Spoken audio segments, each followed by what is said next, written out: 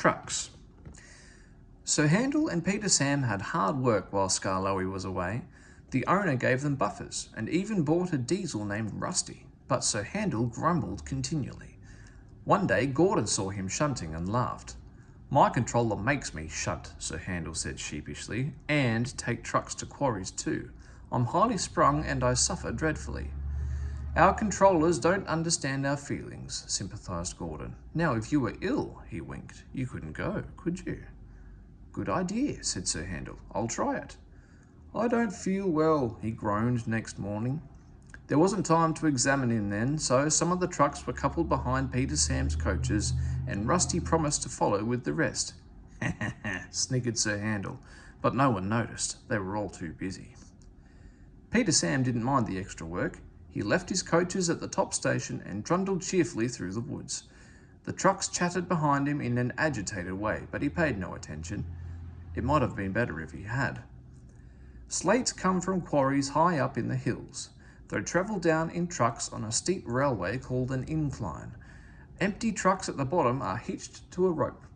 Loaded ones at the top are hitched to one another. By their weight, loaded trucks run down the incline, pulling up the empty ones. There are strong brakes in the winding house at the top to prevent loaded trucks from running down too fast.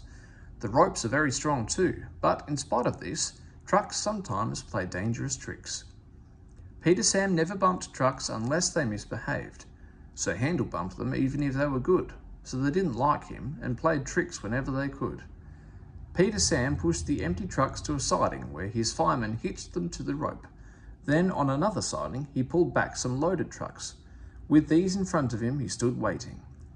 More loaded trucks stood at the top of the incline, ready to come down. They couldn't see Peter Sam.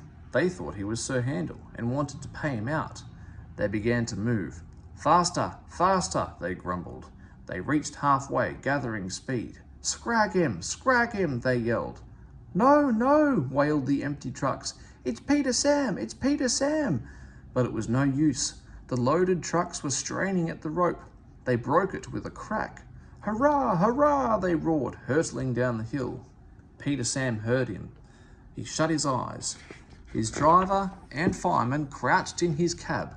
The crash jerked him violently backwards. "Ouch," he shivered. "I didn't expect a cold bath." The water poured from a channel smashed by flying slates. He was soaked from funnel to cab. "Peep, peep," he spluttered, and was glad when he heard Rusty's answering toot. "Bust my buffers," exclaimed Rusty. "What a mess." "Never mind, Peter Sam, we'll get you out." He soon pulled him away from the water and the trucks. Peter Sam felt battered. His funnel was cracked and his boiler dented, but he was glad his driver and fireman were unhurt. He thanked Rusty and limped slowly home. Rusty stayed to help clear the wreckage. "I'm sorry about your accident, Peter Sam," said Sir Handel. "I always stand well back. Trucks don't like me, you see." "Why didn't you warn me?" "I didn't think—" "You never do," said a stern voice. "You can start now while you are doing Peter Sam's work as well as your own. That'll teach you to pretend you were ill." Sir Handel did start thinking. He thought about thin controllers and he thought about Gordon. He wanted to give Gordon a piece of his mind.